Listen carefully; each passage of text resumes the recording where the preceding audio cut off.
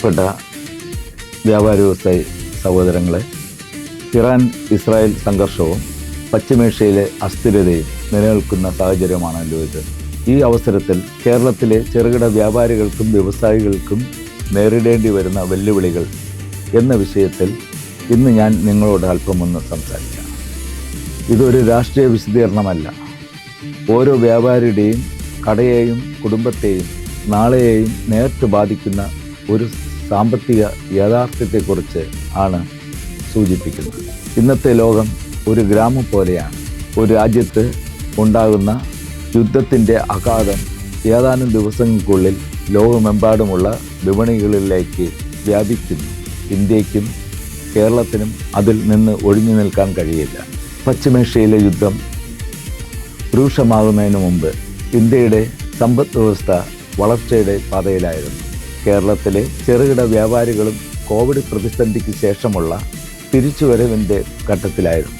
എന്നാൽ പശ്ചിമേഷ്യയിലെ സംഘർഷം ഈ തിരിച്ചുവരവിന് പുതിയ വെല്ലുവിളികൾ സൃഷ്ടിച്ചു.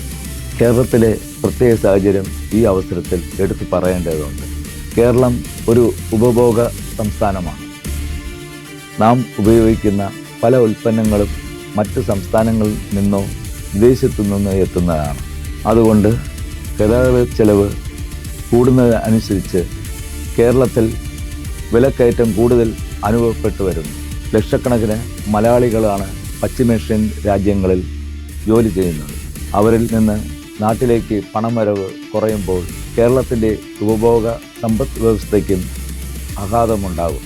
ഇത് വ്യാപാര രംഗത്തെ, പ്രത്യേകിച്ച് റീറ്റെയിൽ രംഗത്തെ സാരമായി ബാധിച്ചു തുടങ്ങിയിട്ടുണ്ട്. പശ്ചിമേഷ്യൻ യുദ്ധം ദീർഘകാലം തുടരുകയാണെങ്കിൽ ഭാവിയിൽ എണ്ണവില കൂടുതൽ ഉയരാൻ സാധ്യതയുണ്ട്. പണപ്പെരുപ്പം വർദ്ധിക്കാം, ഉപഭോക്തൃ ചെലവ് കുറയാം, പുതിയ വ്യവസായ നിക്ഷേപങ്ങൾ മന്ദഗതിയിലാകാം, ചെറുകിട സ്ഥാപനങ്ങൾക്ക് നിലനിൽപ്പ് തന്നെ വെല്ലുവിളിയാകാം. ഈ സാഹചര്യത്തിൽ വ്യാപാരികൾ ഭയപ്പെടേണ്ടതില്ല. എന്നാൽ മുൻകരുതൽ അനിവാര്യമാണ്. അനാവശ്യ സ്റ്റോക്ക് ഒഴിവാക്കുക, ഡിജിറ്റൽ അക്കൗണ്ടിങ്ങും ക്യാഷ് ഫ്ലോ നിരീക്ഷണവും ശക്തമാക്കുക, പ്രാദേശിക വിതരണ ശൃംഖലകൾ വികസിപ്പിക്കുക, ഓൺലൈൻ വിൽപ്പനയും ഡിജിറ്റൽ മാർക്കറ്റിങ്ങും പ്രയോജനപ്പെടുത്തുക, ഉപഭോക്താക്കളുമായുള്ള ദീർഘകാല ബന്ധം ശക്തിപ്പെടുത്തുക, വ്യവസായ സംഘടനകളുമായി ചേർന്ന് പ്രവർത്തിക്കുക. ചെറുകിട വ്യാപാരികളെയും വ്യവസായികളെയും സംരക്ഷിക്കാൻ കേന്ദ്ര സംസ്ഥാന സർക്കാരുകൾ പരിഗണിക്കേണ്ട ചില കാര്യങ്ങളുണ്ട്. വ്യാപാരികൾക്കും വ്യവസായികൾക്കും പലിശ സബ്സിഡിയോടുകൂടി പ്രവർത്തന മൂലധന വായ്പകൾ ലഭ്യമാക്കുക. ഗതാഗത മേഖലയ്ക്ക് പ്രത്യേക പിന്തുണ നൽകുക. കയറ്റുമതി ഇറക്കുമതി തടസ്സങ്ങൾ കുറയ്ക്കാൻ നയപരമായ ഇടപെടലുകൾ നടത്തുക. അതുപോലെ തന്നെ MSME മേഖലയ്ക്ക് നികുതി ഇളവ്, ഇൻഷുറൻസ്, സാങ്കേതിക സഹായം എന്നിവ നൽകുക. പ്രിയ സുഹൃത്തുക്കളെ, ഈ യുദ്ധം പശ്ചിമേഷ്യൻ രാജ്യങ്ങളിൽ മാത്രമല്ല നടക്കുന്നത്. അതിൻ്റെ യഥാർത്ഥ ആഘാതം നമ്മുടെ അടുക്കളയിലും വ്യാപാര സ്ഥാപനങ്ങളിലും വ്യവസായശാലകളിലും അനുഭവപ്പെടുന്നു.